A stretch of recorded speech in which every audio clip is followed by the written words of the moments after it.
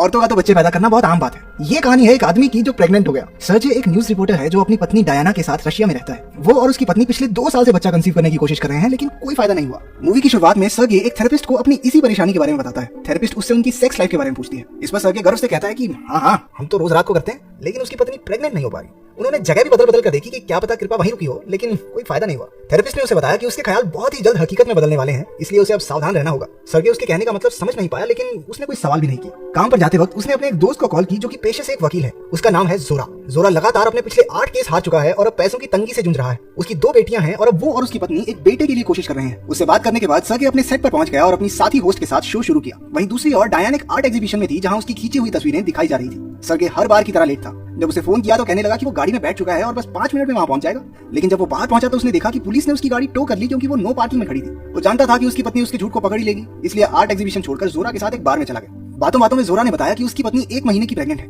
इस बार वो श्योर है कि लड़का ही होगा, क्योंकि जोरा ने संभोग के समय ऊन के जूते पहने थे। उसके परिवार का ये अजीब अंधविश्वास था कि जब कोई आदमी ऊन के जूते पहनकर संबंध बनाता है तो औरत एक लड़के को ही जन्म देती है। जोरा, उसका बाप और उसका दादा भी इसी तरीके से पैदा हुए थे। अगले दिन वैलेंटाइंस डे था। सर्गे और डायना उसी जगह पहुंचे जहां वो 5 साल पहले मिले थे। उन्होंने वादा किया कि वो किसी दिन अपने बच्चों के साथ इस जगह लौट कर जरूर आएंगे। घर लौटने से पहले सर्गे ऊन के जूते खरीदने चला गया। रात में सब हो जाने के बाद उसने ऊन के जूते उतार दिए और उन्हें गले से लगा लिया। उसे उम्मीद थी कि जल्द ही उन्हें एक बच्चा होगा। क्योंकि उसे नींद नहीं आ रही थी तो वो उठकर खिड़की के पास आ गया और बच्चे के लिए दुआ मांगी। कुछ ही सेकंडों बाद उसे एक टूटता तारा दिखा। इस घटना के 10 दिन बाद सर्गे अपने स्टूडियो में सोनिया नाम की एक मुर्गी के बारे में एक प्रोग्राम चला रहा था। सोनिया एक गजब की मुर्गी है जो फुटबॉल के मुकाबलों के विजेता की भविष्यवाणी अंडे देकर करती थी।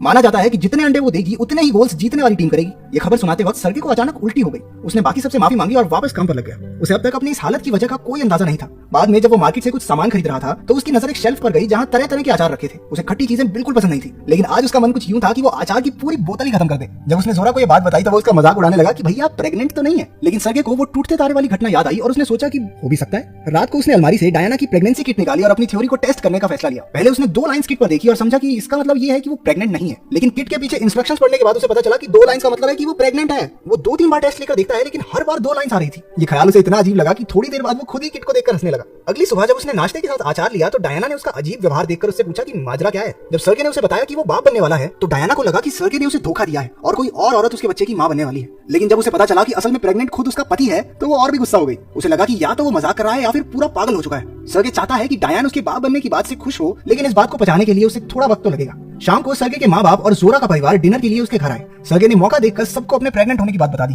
ये सुनकर सबके सब हक्के बक्के रह गए। उन्होंने शांति से उसे समझाने की कोशिश की कि बेटा ऐसा कुछ नहीं हो सकता, ये मुमकिन नहीं है। इसमें सर्गे बिना कुछ कहे गुस्से में वहां से चला गया। उसका बाप उसकी माँ पर चिल्लाते हुए कहता है कि जो उसने प्रेगनेंसी के समय योगा किया था ना, उसी की वजह से सर्गे के अंदर कुछ गड़बड़ी हो गई है और अब हमारा बेटा अंदर से औरत बन गया, अब कर ले योगा। अगले दिन सुबह सुबह सर्गे ने प्रेगनेंसी पर एक किताब उठाई।